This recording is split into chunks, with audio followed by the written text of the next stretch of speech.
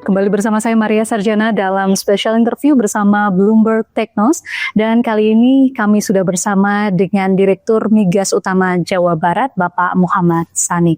Halo Bapak, terima kasih sudah bergabung bersama studio Bloomberg Technos hari ini Pak.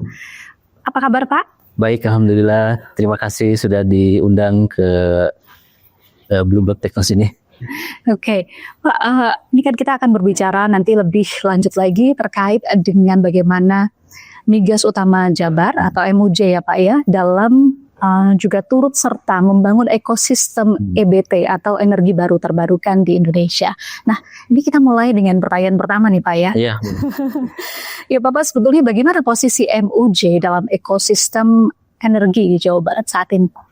Ya baik, terima kasih. Jadi pertama kami memperkenalkan Migas Utama Jawa Barat sebagai BUMD, Badan Usaha Holding Transisi Energi di Indonesia yang pemiliknya adalah 100% pemerintah Provinsi Jawa Barat. Nah, dengan modal partisipasi interest 10% kami di wilayah kerja offshore Northwest Java, kami mengembangkan usaha baik ke penunjang migas maupun bagaimana kami bisa mendukung kegiatan eksplorasi dan produksi migas bukan hanya di Jawa Barat, tapi harapan kami juga bisa mensupport seluruh kebutuhan industri migas di Indonesia. Oke, tadi kan Bapak sempat menyebut bahwa MUJ ini memang BUMD, tetapi visinya adalah maju ke depan untuk Nusantara begitu ya Pak ya, secara nasional bahkan mungkin secara global juga ya Pak ya. Itu mungkin bisa dijelaskan Pak, apa yang kemudian langkah-langkah yang dilakukan MUJ saat ini untuk mencapai visi dan misi yang tadi Bapak sebutkan?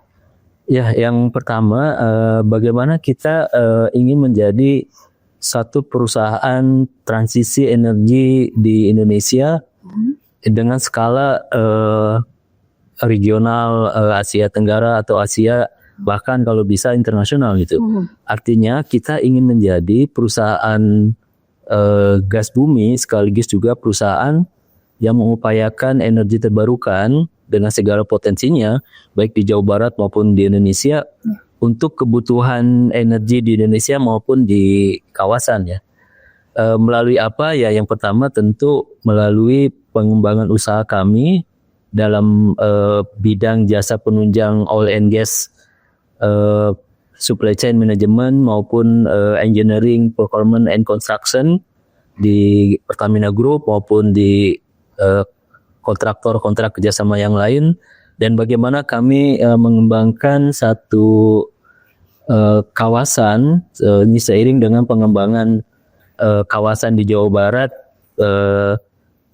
yang mencakup juga bisa dikembangkan untuk seluruh Indonesia adalah mengupayakan logistik untuk oil and gas di Jawa Barat untuk bisa didistribusikan ke seluruh Indonesia bahkan di kawasan di Asia Tenggara.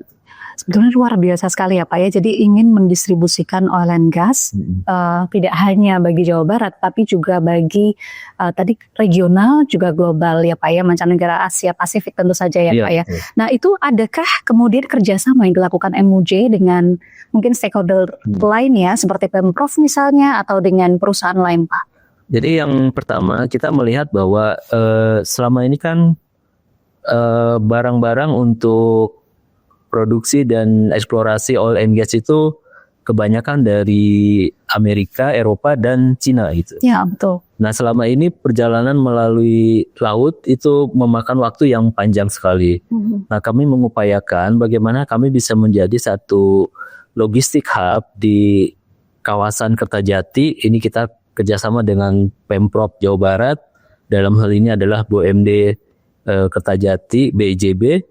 Untuk mengembangkan logistik hub di Jawa Barat, di Kertajati untuk kebutuhan oil and gas industri di Indonesia gitu. Artinya kami sedang mengupayakan pengadaan peralatan-peralatan tersebut bukan hanya melalui laut tapi juga melalui udara gitu, melalui kapal besar pesawat besar yang itu bisa landing di Jawa Barat di Kertajati itu dengan sangat smooth dan pernah dilakukan gitu ya. Jadi ini tinggal diteruskan bagaimana Kertajati dikembangkan sebagai logistik hub bagi kebutuhan oil and gas industri di Indonesia maupun secara kawasan. Oke, menarik sekali Pak. Saya ingin gali lebih dalam lagi terkait dengan ide tadi ya Pak ya. Ini sebenarnya sudah dilakukan atau tengah dijajaki Pak? Secara konsep ini sedang dimatangkan dan dijajaki itu. Tapi sebenarnya kita lihat kebutuhannya jelas ada gitu ya. Kebutuhannya jelas ada. Kebutuhannya jelas ada karena dari experience yang kami lakukan pengadaan kompresor ya untuk kebutuhan di Pertamina itu makan waktu yang panjang sekali. Nah sebenarnya ini bisa dipersingkat, bisa dipermudah asal pengadaannya itu bisa dilakukan di Indonesia. Jadi memendekkan waktu gitu. Nah itu yang dibutuhkan sebenarnya oleh industri kita ya.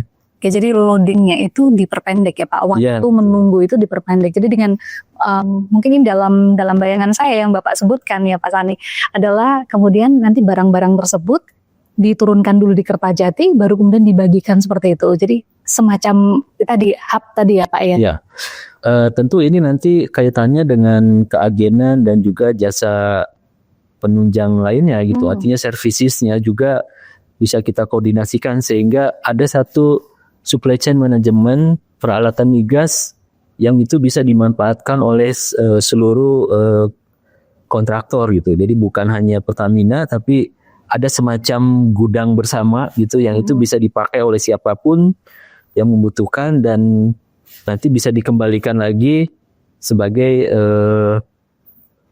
milik bersama gitu, atau artinya kontraktor-kontraktor ini hanya memanfaatkan just in time saat dibutuhkan gitu. Selebihnya itu menjadi urusan dari hub ini gitu. Sehingga ini bisa bukan hanya memperpendek waktu ya, tapi juga secara cost itu bisa jauh lebih murah gitu. Jadi menurunkan cost untuk hal-hal seperti itu ya Pak ya. Ya. Saya masih tertarik sebetulnya untuk melanjutkan dari ide soal apa namanya logistik hub ya yang diberikan di Kertajati.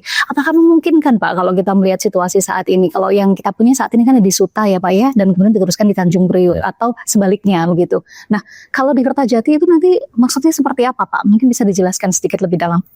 Ya, kalau kita memanfaatkan Kertajati untuk mengangkut perlengkapan migas atau perlengkapan untuk kebutuhan infrastruktur kita, artinya kan melalui udara dari Cina atau negara lain ke Kertajati. Nanti dari Kertajati harapannya adalah ini bisa terhubung dengan Patimban, pelabuhan Patimban di Subang ya, di Jawa Barat. Nah itu baru kemudian ini bisa didistribusikan ke seluruh Indonesia gitu.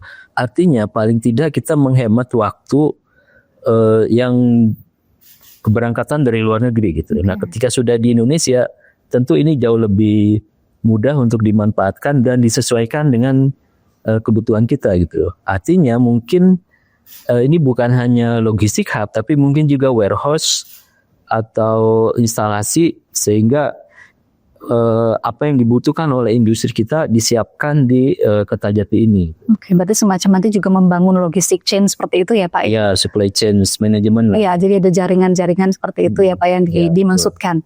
Baik, dengan ide seperti itu Pak, apakah kemudian MUJ juga mengadopsi teknologi-teknologi untuk pengembangan yang lain atau seperti apa sampai saat ini? Ya, tentu ini kan dalam wacana besar menuju keberlimpahan energi gitu. Nah, keberlimpahan energi ini syaratnya adalah transformasi kita di bidang teknologi gitu. Nah, artinya supply chain management kita harus semakin mudah, harus dan cepat gitu. Nah, untuk itu memang yang bisa melakukan itu adalah teknologi gitu. Jadi kita tentu memerlukan teknologi baik secara mekanikal, elektrikal maupun secara aplikasi, sehingga supply chain management ini bisa betul-betul dilakukan just in time gitu. Jadi nanti warehouse-nya harus warehouse yang sudah modern gitu ya. Warehouse modern, digital. Digital. Nah, di sisi kami di perusahaan, MUJ juga harus melakukan transformasi digital untuk pengelolaan bisnisnya ini.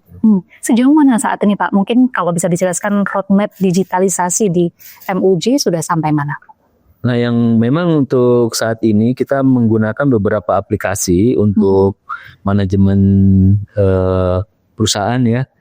Nah, kemudian termasuk juga untuk Google Suite ya yang kita lakukan. Tapi kedepannya kita yang sedang kita bangun adalah enterprise teknologi atau enterprise software sendiri yang terintegrasi sehingga baik itu manajemen perusahaan maupun manajemen bisnis bisa kita lakukan dalam satu platform gitu. Okay. Nah, itu yang sedang kita kembangkan saat ini. Jadi ada satu platform yang bisa mengintegrasikan seperti itu ya Pak ya. Jadi jauh lebih mudah dan cepat. Iya, dan itu sebenarnya harusnya juga bisa connect dengan platform-platform yang sudah sering diimplementasikan saat ini di oil and gas atau di perusahaan-perusahaan gitu. Kan sebenarnya sudah banyak ya. Jadi bukan memulai sesuatu yang baru, tapi prinsipnya adalah mengintegrasikan antara software, aplikasi yang sudah ada dengan enterprise di perusahaan sendiri. Oke, Pak MJ ini kan BUMD yang kemudian juga ada beberapa hal capaiannya ya Pak ya. Kalau saya tidak salah kemarin 11 Juni 2025 mendapatkan CSR Award. Berarti kan ada hal yang kemudian dikerjakan yang lain. Kita memasuki lebih dalam Pak tentang MOJ. Saya juga mendapatkan catatan bahwa kemarin di tahun 2022 setidaknya ada laba bersih sekitar 1,3 triliun rupiah ya Pak ya. Kami belum mendapatkan informasi lanjutan nih Pak di tahun 2024 dan tahun ini kemungkinan akan menuju ke titik berapa. Tetapi yang pasti mungkin Bapak bisa jelaskan milestone apa yang kemudian menjadi penting dalam sepanjang perjalanan dari MUJ itu sendiri di Jawa Barat. Ya, memang aktivitas MUJ awalnya berdasarkan pada pengelolaan partisipasi interest di wilayah kerja offshore Northwest Java yang itu merupakan regulasi lah bahwa 10% PI itu harus dimiliki oleh BUMD. Kita memang berawal dari situ dan tadi 1, sekian triliun itu memang revenue kami dari pengelolaan PI 10% di offshore Northwest Java. Nah, dari situ dengan pendapatan itu kemudian kita mengembangkan diri. Yang pertama adalah kita juga mengambil lapangan-lapangan lain di Jawa Barat. Jadi seperti misalnya kita punya kerjasama operasi dengan Pertamina EP di Jawa Barat di KSO Pabuaran di Subang. Nah, kemudian ini kita juga sedang menjajaki untuk mengelola lapangan-lapangan gas yang lain sebagai sumber gas kami ke depannya gitu. Jadi dari hulu ke hilir insya Allah ini bisa terintegrasi. Ini yang kedua ya. Jadi setelah hulu kemudian di hilir gas. Hilir gas ini kita sudah punya Pasir Jadi Plan, CNG Plan ya. CNG Plan di Pasir Jadi di Subang. Nah, harapannya kami bisa mengembangkan itu di tahun ini sehingga kami punya beberapa CNG Plan di Jawa Barat. Nah, kemudian ini yang kami akan kembangkan terus sehingga kami betul-betul bisa menjadi perusahaan yang terintegrasi dari hulu ke hilir untuk transisi energi, terutama optimalisasi pemanfaatan gas gitu. Nasionalnya seperti itu. Kemudian yang lain tentu adalah energi terbarukan, ya, terutama listrik ya, listrik yang bersumber dari energi bersih, baik itu PLTS maupun PLTM. Ini yang sedang kita kembangkan. Kalau PLTS memang masih di kantor kami sendiri di Bandung, itu sudah menggunakan tenaga surya listriknya. Kemudian untuk PLTM ada pengelolaan kerjasama kita dengan BUMD di Jawa Barat lain. Dan kita sedang mengupayakan pemanfaatan tenaga mini hidro di tempat lain, baik itu di Jawa Barat maupun di seluruh Indonesia lah gitu ya. Itu kita coba kembangkan. Yang lain tentu pemanfaatan energi elektrifikasi ya. Artinya kendaraan-kendaraan listrik itu sekarang memang masih di Pemprov Jawa Barat yang menggunakan kendaraan listrik dari kami sewakan. Nah, harapannya kami bisa masifkan ini ke seluruh mungkin pemerintah kabupaten atau bahkan ke kantor-kantor Pertamina di seluruh Jawa Barat atau bahkan di seluruh Indonesia gitu. Oke, Bapak tadi sebelum kita ada di depan layar, artinya tadi sebelum kita ada di depan layar kita sempat ngobrol ya Pak ya, bahwa Jawa Barat ini kan ya orang bicara bahwa Jawa adalah kunci, tetapi Jawa Barat sebetulnya juga menjadi kunci bagi Indonesia karena tadi populasi juga sempat kita ngobrol dan 60 juta lebih.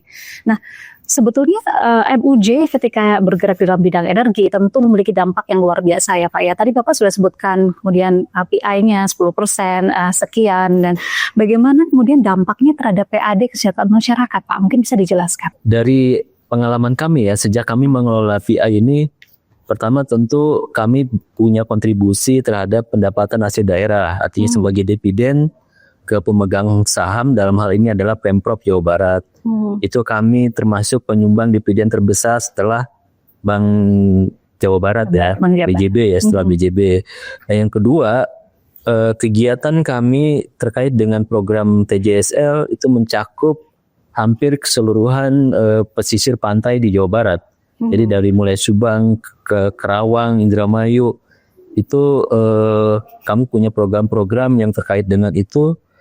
Salah satunya adalah pengembangan kawasan mangrove alat pemecah ombak yang akhirnya sekarang pantai yang hilang itu sudah mulai pulih. Jadi ada daratan yang terbentuk kembali dari penanaman mangrove yang kami lakukan. Itu salah satu dampak besar dari keberadaan MUJ. Dan jangan lupa waktu COVID melanda Indonesia, kami di Jawa Barat berfungsi sebagai posko oksigen di Jawa Barat. Sebagai posko oksigen. Posko oksigen. Jadi kami pengadaan oksigen dari seluruh Indonesia, termasuk yang paling sulit waktu itu kan transportasinya. Jadi kami sudah mengadakan oksigen melalui isoteng yang biasanya itu dipakai di industri migas. Itu kita pakai untuk mensuplai oksigen di Jawa Barat. Artinya BUMD ini memang sangat penting. Sebagai BUMD yang sehat, tentu kalau kita sehat bisa ditugaskan kemanapun kan. Jadi itu yang sekarang kami bersiap untuk apapun yang ditugaskan untuk kebutuhan Jawa Barat, termasuk ya misalnya pengelolaan sampah atau hal-hal yang sifatnya strategis. Yang lain tentu MUJ sebagai BUMD yang sehat punya kesiapan untuk itu gitu ya. Luar biasa. Suplai oksigen di waktu COVID ini baru saya dengar bahkan Pak. Jadi harus diperdengarkan literasinya sehingga masyarakat juga mengerti peran-peran BUMD ini ternyata cukup besar. Tidak hanya skup kecil ya Pak ya, tapi Jawa Barat kan besar sekali dan itu ternyata ada dampaknya. Termasuk saya juga mendengar ada 6.000 pohon yang ditanam di Mayangan ya Pak ya. Kemudian kemarin di banjir di Tambun Bekasi bahkan juga ikut membantu warga di sana ya. Luar biasa, ternyata BUMD ini cakupannya walaupun katakanlah perusahaan daerah begitu, tapi ternyata cakupannya luar biasa juga ya Pak ya. Iya, kalau daerah itu kan sebagai pemegang saham, tapi ruang lingkup kita itu memang harusnya se-Indonesia bahkan kawasan global ya. Kenapa begitu? Karena kan Undang-Undang Dasar kita bilangnya begitu. Perekonomian disusun secara bersama berdasarkan asas kekeluargaan. Jadi kami memandang sinergi kami dengan BUMN, dengan Pertamina itu sesuatu yang harus dan wajar-wajar saja gitu. Memang itu yang harus dilakukan gitu. Bagaimana kami bersinergi dan mendukung BUMN termasuk Pertamina, termasuk PLN dan BUMN lain. Oke. Ya, karena Bapak tadi sudah menyebutkan bahwa sinergi antara BUMD, MUJ maksud saya, dengan kemudian BUMN yang lain, termasuk Pertamina dan sebagainya, itu menjadi sesuatu hal yang penting ya Pak ya? Iya, betul. Lalu bagaimana cara MUJ untuk menjaga soal good governance di sini Pak? Mungkin bisa dijelaskan sedikit. Ya, tata kelola atau good governance menjadi perhatian kita. Jadi kami ada pendampingan dari BPKP secara rutin dan saat ini kami termasuk BUMD yang punya tata kelola yang baik berdasarkan penilaian dari BPKP. Nah, kemudian kami juga menerapkan sistem manajemen risiko gitu. Jadi bukan hanya tata kelola tapi mencakup juga manajemen risiko. Nah, itu yang kami lakukan sekarang dan kami terus dibina, itu didampingi oleh BPKP terkait dengan tata kelola dan manajemen risiko ini gitu. Jadi itu terus kita kembangkan karena itu kunci untuk menjaga keberlangsungan dari perusahaan maupun bisnis ini ya, Mbak. Oke, tadi Bapak menyebutkan bahwa bagaimana cara MUJ menjaga terkait dengan good governance. Tadi ada beberapa hal yang sudah disebutkan, lalu tantangannya apa, Pak? Karena tadi kan sudah banyak visi misi, kemudian yang sudah dilakukan ternyata luar biasa banyak sekali. MUJ sebagai BUMD berkontribusi ya untuk masyarakat di sekitar Jawa Barat dan bahkan regional ya Pak ya, dan nantinya akan ke global. Nah lalu tantangannya seperti apa? Mungkin bisa dijelaskan Pak? Ya tantangannya tentu bagaimana kita terus menjaga hubungan dengan para stakeholder untuk bersama-sama membesarkan BUMD dan mendukung BUMN itu. Artinya sinergi BUMD dan BUMN itu akan menjadi kunci dari ketahanan energi ke depan itu. Kita paham betul bahwa kita punya PR lah mengenai ketahanan energi itu, dan itu hanya bisa kita capai ketika sinergi antara BUMD dan BUMN itu terjadi.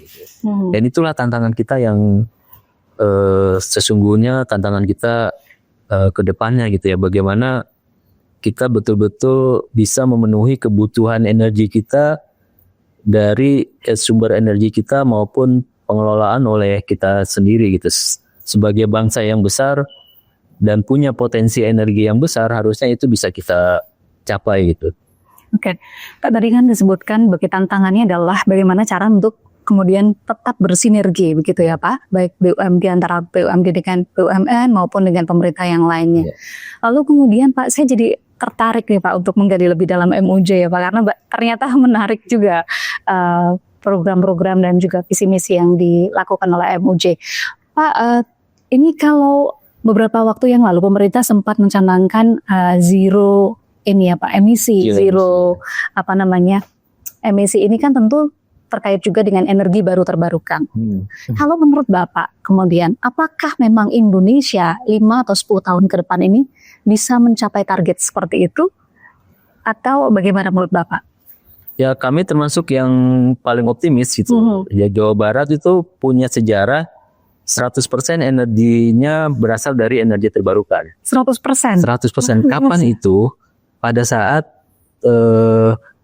energi kita bersumber dari PLTM di perkebunan-perkebunan. Ya, waktu ya zaman Belanda dan awal-awal kemerdekaan kan listrik kita kebanyakan dari, maka seluruhnya berasal dari PLTM ya, dari perkebunan-perkebunan kita gitu. Nah artinya kita punya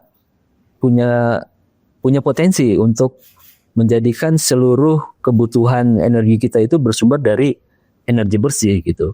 Karena apa? Karena setiap daerah, kami percaya bahwa setiap daerah punya potensi energi yang berkelanjutan gitu. Nah kebetulan kalau di Jawa Barat bukan hanya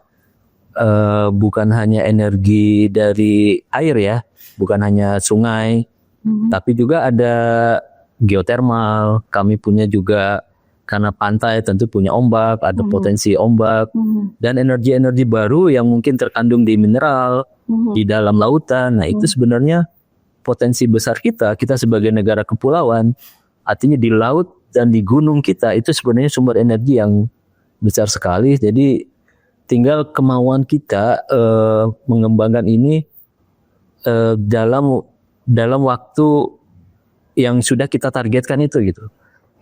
Artinya proses transisi energi ini memang harus berlangsung. Artinya kita masih memanfaatkan energi fosil, terutama gas, untuk kebutuhan kita, karena gas adalah energi fosil yang paling rendah emisinya ya. Kemudian mungkin minyak, kalau memang kita punya banyak minyak, yaitu harus kita prioritaskan untuk ekspor gitu. Artinya kebutuhan di dalam negeri sudah selayaknya dipenuhi dari energi terbarukan. Melalui apa? Melalui berbagai sumber energi yang ada di masing-masing daerah gitu. Jadi kami sangat percaya bahwa itu bisa dilakukan gitu. Walaupun net zero emission itu kan artinya net ya. Artinya sebenarnya kita masih boleh pakai energi fosil gitu. Tapi sebenarnya juga Fosil ini sebenarnya kalau kita mau menjadi komoditas kita untuk diekspor itu bisa dilakukan gitu dengan cara apa? Ya untuk kebutuhan dalam negeri betul-betul kita pakai energi bersih. Sementara minyak, batu bara itu mungkin bisa dipakai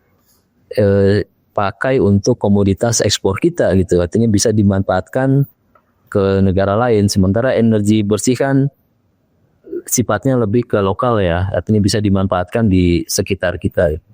Oke, mana yang lebih menguntungkan Pak sebetulnya? Kalau mungkin masyarakat awam ini kan kemudian bertanya, apakah lebih menguntungkan bahwa oil and gas seperti yang kemudian diproduksi MUJ juga begitu ya, itu lebih menguntungkan diekspor atau kita pakai sendiri atau seperti apa Pak sebetulnya dalam 5-10 tahun ke depan?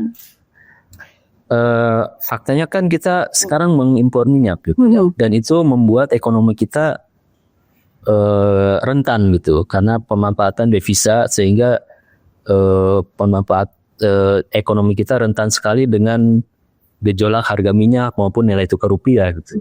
Nah secara jangka panjang seharusnya paling tidak kita bisa mengurangi atau tidak mengimpor minyak gitu. Itu akan sangat berguna secara makro untuk perekonomian kita gitu.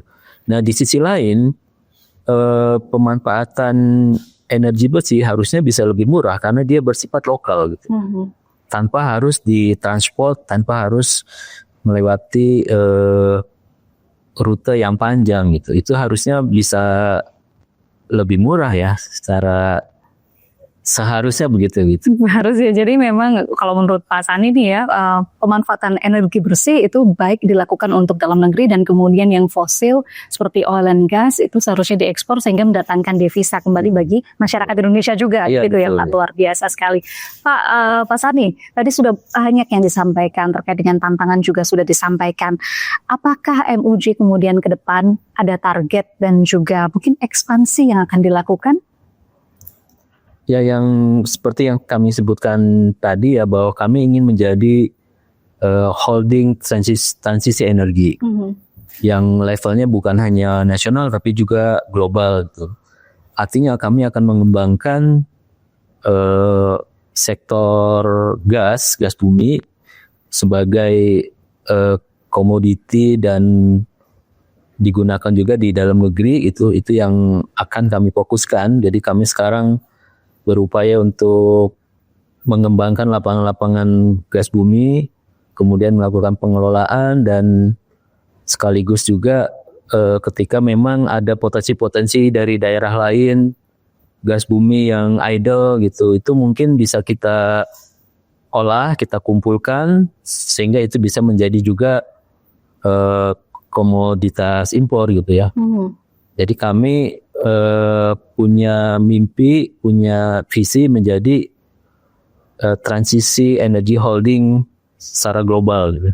Jadi mensupport energi yang bersumber dari gas bumi dan energi terbarukan dan energi baru gitu. Mungkin energi baru ini jadi peluang besar kita Jawa Barat sebagai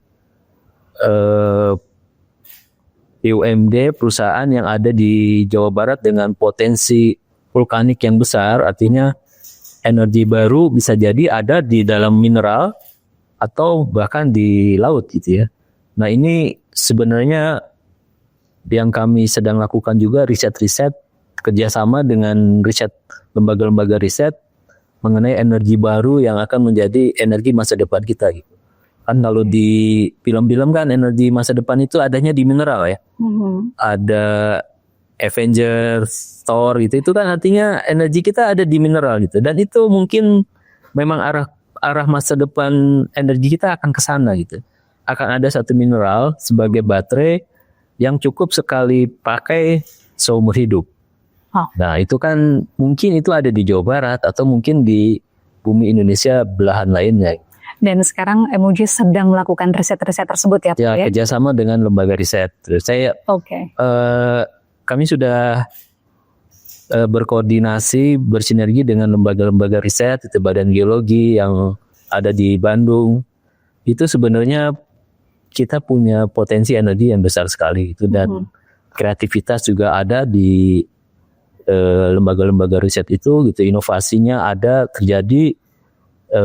kami yakin sebenarnya kita punya riset-riset yang bagus yang itu bisa dikembangkan ke industri.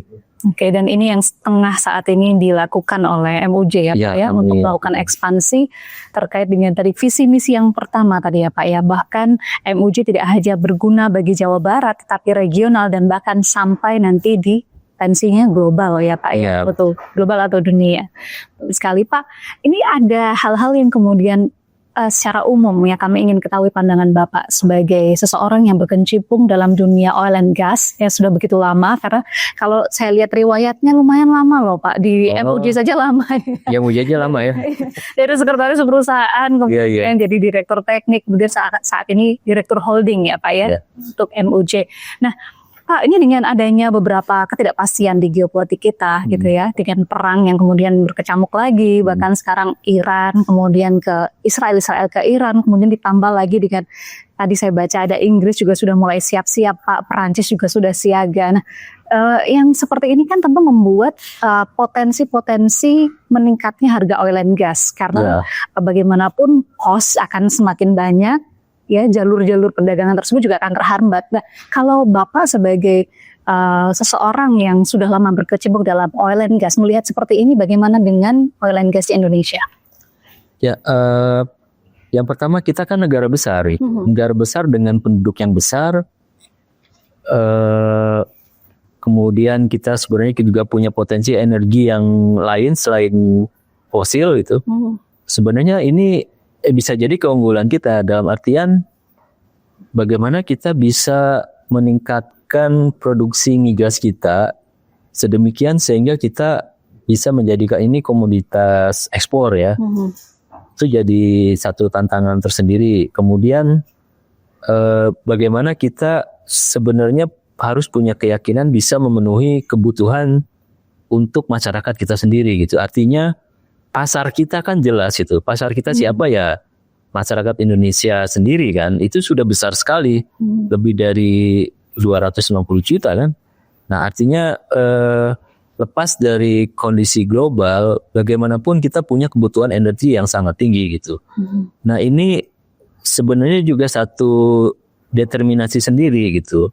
Nah apalagi kalau melihat gejolak atau dinamika di internasional, maka peningkatan gejolak itu kan gejolak politik cenderung meningkatkan harga minyak. Nah itu artinya itu yang harus kita lihat bahwa minyak itu tetap menjadi komoditas yang strategis gitu. Sehingga ya kita harus mengupayakan produksi minyak yang lebih besar, sekaligus juga bagaimana kita mengupayakan energi untuk kebutuhan domestik itu dari energi terbarukan. Itu yang perlu kita lakukan. Jadi menurut saya apapun kondisi global, kondisi kita tetap baik dalam artian pengembangan energi itu menjadi sesuatu yang tetap kita harus lakukan. Oke, jadi menurut Pak Sani bahwa situasi global yang saat ini sedang mengalami ketidakpastian ya Pak ya, dengan ancaman-ancaman yang luar biasa, bahkan terkait dengan pemutusan jalur-jalur migas, tetapi Indonesia tetap bisa berdikari ya Pak, tetap bisa selamat karena kita punya banyak energi dan konsumen kita luar biasa di dalam negeri begitu ya Pak ya. Jadi tingkat konsumsi masyarakat menjadi penolong bagi Indonesia di kala situasi seperti ini begitu ya Pak ya. Ya perlu seperti itu gitu. Kalau sekarang mungkin jadi kendala dalam artian ketergantungan kita terhadap migas internasional ya. Tapi mudah-mudahan ke depan kita mengurangi impor minyak sehingga kita tidak terlalu tergantung dengan harga minyak di luar ya. Justru itu akan baik bagi kita kalau kita bisa melakukan ekspor ya. Ya harapannya sih begitu. Jadi memang kuncinya di pemanfaatan untuk energi domestik sih. Betul. Jadi memang ada ekspansi atau proses peralihan atau transisi dari energi fosil menuju ke EBT atau energi baru terbarukan ini menjadi sangat penting ya Pak bagi Indonesia yang memegang peranan yang sangat penting. Pak Sani, yang terakhir dari kami Bapak, adakah mungkin pesan-pesan yang ingin disampaikan kepada generasi muda misalnya yang ingin berkecimpung dalam oil and gas? Karena nampaknya oil and gas sampai hari ini masih menjadi bidang pekerjaan yang banyak sekali diminati Pak oleh masyarakat. Iya, kita perlu melihat bahwa energi ini sebenarnya sesuatu yang abadi gitu. Artinya energi itu tidak berkurang, bahkan sebenarnya bertambah atau meningkat. Jadi kita harus percaya bahwa potensi energi kita masih sangat besar, termasuk minyak dan gas bumi. Gitu. Cadangan minyak secara global itu meningkat, gitu. Maka seharusnya cadangan minyak nasional juga meningkat. Gitu. Nah, kita masih membutuhkan energi fosil, terutama gas bumi, dalam jumlah yang sangat besar. Dan penemuan-penemuan migas kita dalam 5 tahun terakhir sebenarnya lebih banyak ke gas bumi gitu. Nah itu mungkin petunjuk juga bahwa kita harus lebih memanfaatkan gas bumi yang ada di Indonesia ini untuk kebutuhan domestik maupun mungkin bisa kita ekspor juga ya kalau kita sudah memenuhi kebutuhan nasional. Gitu. Jadi harapannya kepada generasi muda harus percaya bahwa energi itu masih banyak di Indonesia. Masih banyak ya? Masih banyak. Bahkan fosil kita, migas kita masih banyak. Dan harusnya dari tahun ke tahun itu meningkat. Karena trennya begitu, tren globalnya begitu. Nah apa yang kurang dari kita adalah proses peralihan dari kelangkaan menuju keberlimpahan itu ada 2 hal. Satu, transformasi teknologi. Artinya kemudahan. Yang kedua adalah mental kita untuk berbagi gitu. Jadi kita tidak boleh posesif. Kita harus mau berbagi ke orang lain, berkolaborasi sehingga sumber daya kita ini bisa dimanfaatkan oleh kita sendiri maupun oleh orang lain untuk dikelola secara bersama-sama gitu.